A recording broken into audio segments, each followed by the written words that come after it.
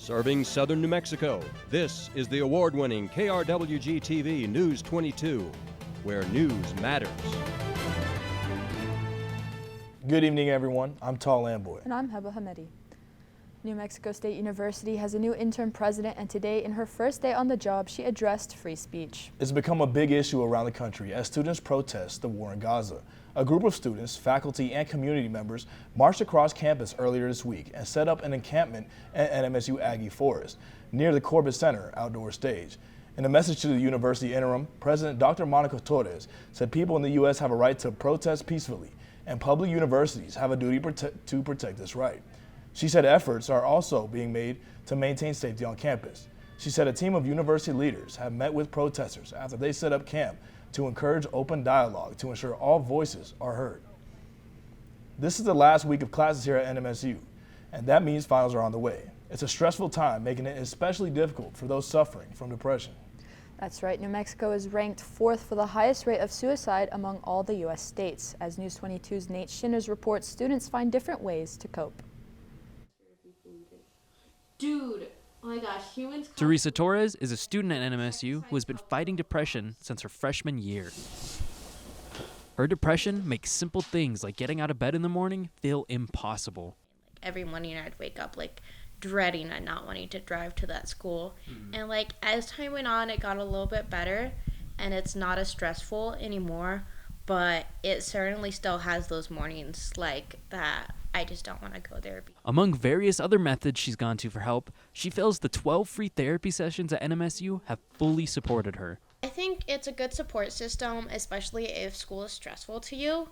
But I feel like when you have a significant diagnosis that affects your life, I feel like you need more support outside of the NMSU.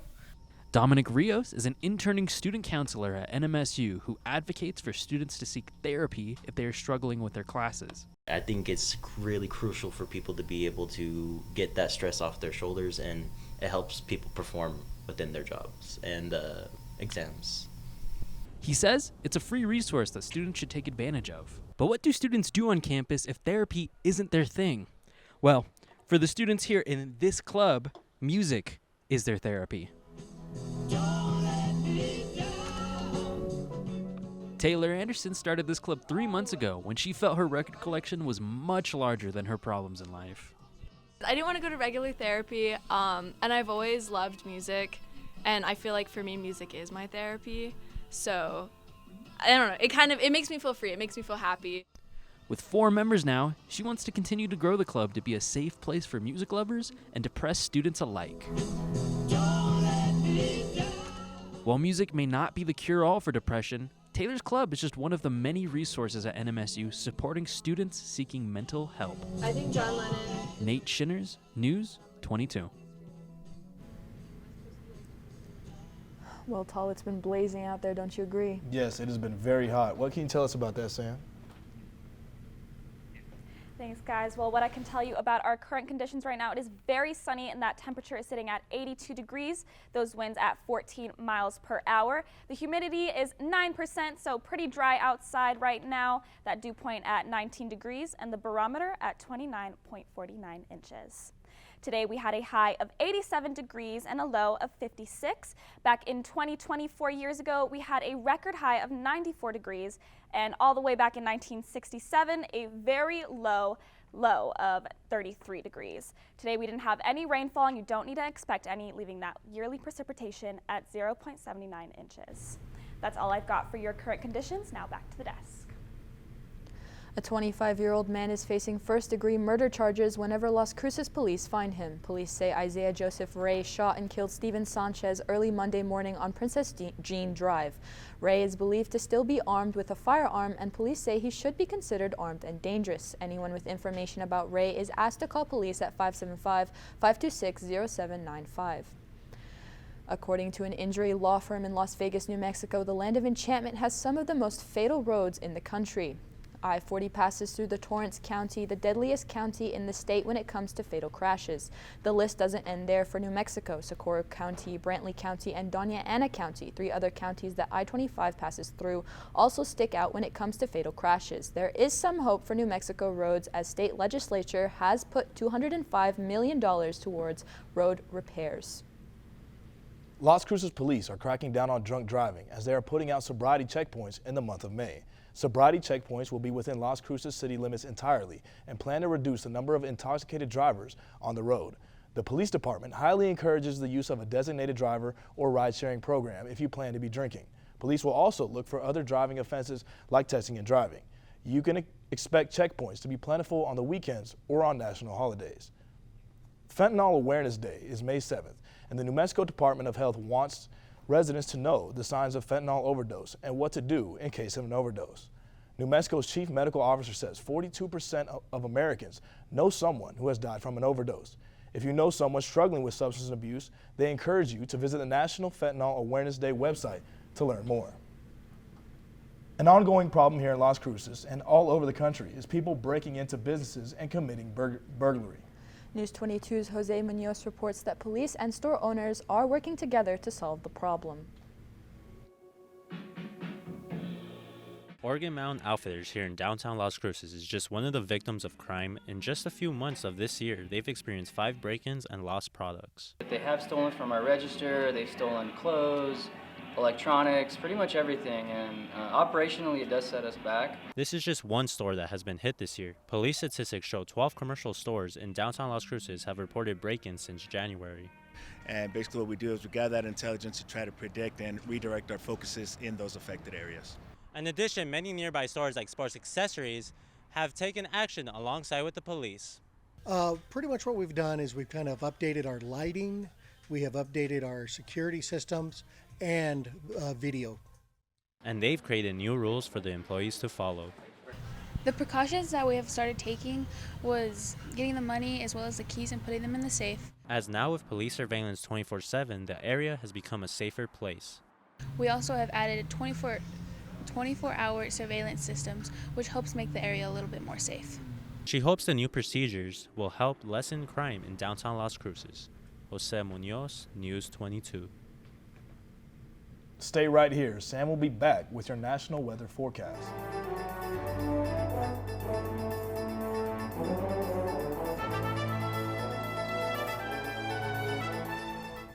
Welcome back. You're watching News 22 Wednesday. Where news matters. According to the USDA's latest census, 68% of New Mexico's agricultural producers are women. That's right, Tal. The New Mexico cowbells are some of these women who gather regularly to discuss current trends in the beef industry. The cowbells president, Michelle Greeman, has multi-generational roots to Southwest ranching.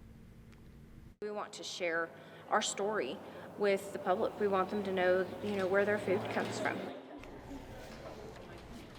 These women are also close friends, and these meetings give them a chance to connect and meet others with the same passion. They welcome anyone in or out of state with an interest in the beef industry to join. As the United States becomes more urban, fewer people know where their food comes from. That's why it's always important for kids to visit farms and ranches. Recently, a busload of school kids traveled to Glenwood, New Mexico, where they got an agricultural education and came face to face with one of the most serious challenges for American agriculture.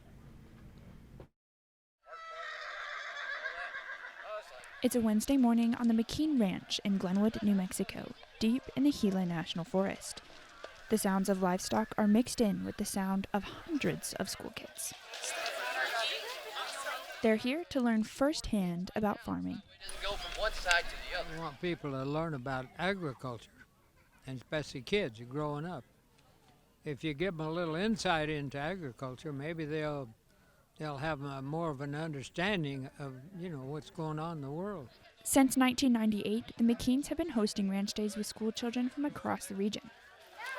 Okay, Nick, put that out. While they're here, students learn about forestry, horticulture, and cow anatomy. Good job! As well as new skills such as roping. Spin the lasso like this and throw. And making butter. The McKeans say teaching the new generation is essential because agriculture touches every aspect of our lives. Everything comes from all your food and clothes and phones come from your livestock and the ground. But aside from people not knowing, there's another problem. When the country started, farmers were 90% of the population. Now, it's down to 2%. These kids, even though they're in ranching country, they're still part of that 98% that don't know. It looks really good. As the older generation is getting ready to settle down, retire, and pass on the torch, the new generation is here learning, growing, and getting ready to take it on. The future of McKean Ranch Days is uncertain, but the impact from the last 26 years is not. The McKeans hope someone new will continue the important role. If you're into farming or anything or cattle, then you should start doing that. Of teaching the rising generation of farmers and ranchers. McKinley Christiansen, News 22. Sam, what can you tell us about our national weather forecast?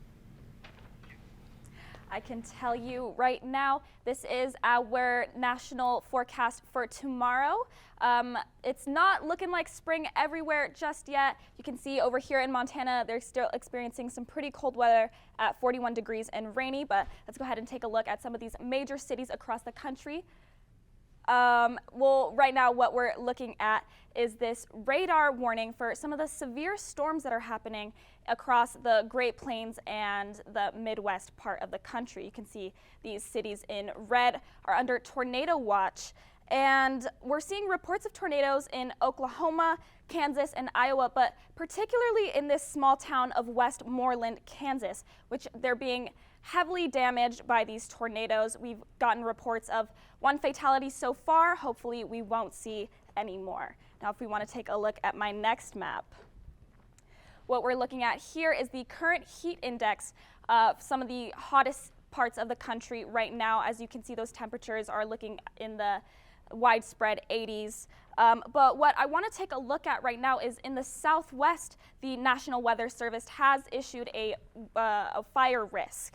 And so right now, these conditions of hot, dry, and the low humidity are creating kind of the perfect cocktail for wildfires in the Southwest. So heading into the weekend, I just want to advise you, as we're celebrating Cinco de Mayo, be wary of not starting any bonfires or shooting any fireworks this weekend. Now, if we wanted to go back to the national weather map, I can go ahead and give you that forecast tomorrow for some of these major cities. New York is going to be 82 and partly sunny tomorrow. Miami looking 84 degrees and mostly cloudy tomorrow. New Orleans 85 degrees and partly cloudy. And San Francisco 70 degrees and sunny. Now that's all I've got for your national maps. Now back to the desk.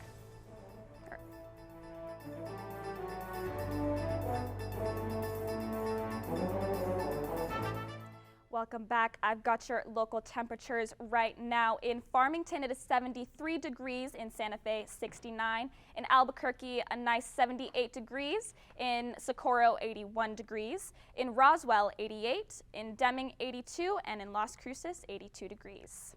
Now, looking into tomorrow, Farmington is going to have 77 degrees. Santa Fe, 71. Albuquerque, 77.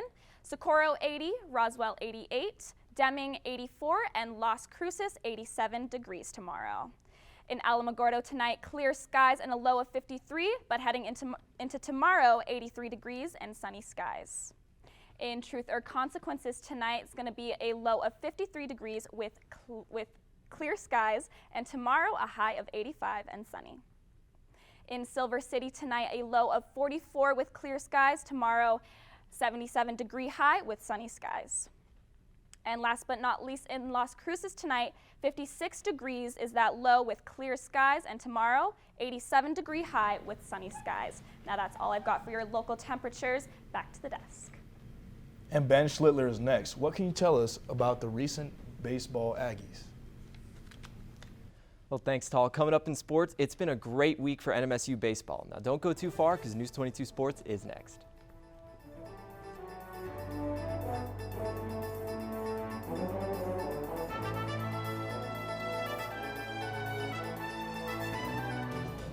This is KRWG-TV News 22 Sports.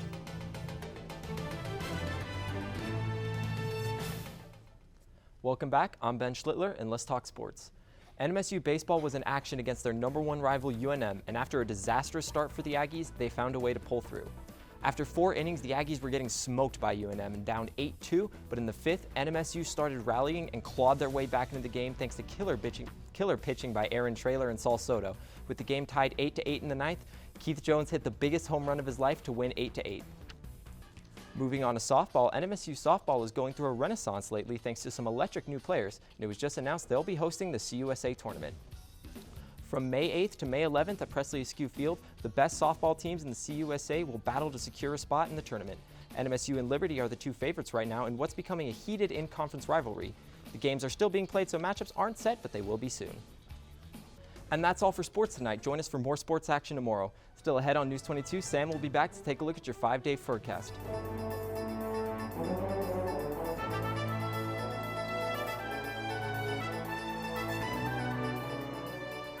Let's take a look at our top stories. With finals week coming up, staff at NMSU are pushing for students to seek help if either stressed or depressed. The New Mexico Cowbells are a group of women ranchers who gather regularly to discuss current trends in the beef industry. And recently, a busload of students traveled to Glenwood, New Mexico to learn about local agriculture. And now we're to Sam. Heading into the next 5 days, we're going to be seeing a whole lot of sun. On Thursday, tomorrow, 87 degrees, Friday, 89. Saturday and Sunday, we're finally breaking 90, and Monday, 86 degrees with lows in the widespread 50s all week. That's all I've got for your 5-day forecast. Heading back to the desk. And that's all for News 22 Wednesday. Thank you everyone for joining us tonight. Tune in tomorrow night for our last show of the semester. I'm Tall Lamboy. And I'm Heba Hamedi, and from the whole News 22 team, Tall, Sam, Ben, and myself, good night.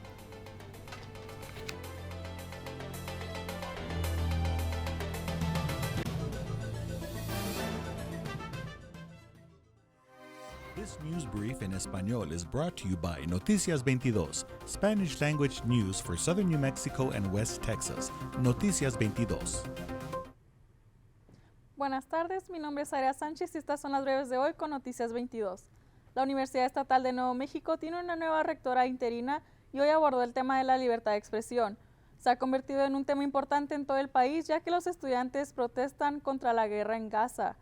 Un grupo de estudiantes, profesores y miembros de la comunidad marcharon por el campus a principios de esta semana e instalaron un campamento en el bosque Aggie de NMSU. En un mensaje a la universidad, la doctora Mónica Torres dijo que la población estadounidense tiene derecho a protestar pacíficamente y que las universidades públicas tienen el deber de proteger este derecho. Dijo que también se están haciendo esfuerzos para mantener la seguridad en el campus y también comentó que un equipo de líderes universitarios se reunió con los manifestantes después de que acamparan para fomentar un diálogo abierto que garantice que se escuchen todas las voces. Un hombre de 25 años fue acusado el martes de asesinato en primer grado de Steven Sánchez en Princess Jean Drive. El Departamento de Policía de las Cruces dijo que está buscando a Isaiah Joseph Ray por una orden de arresto por asesinato.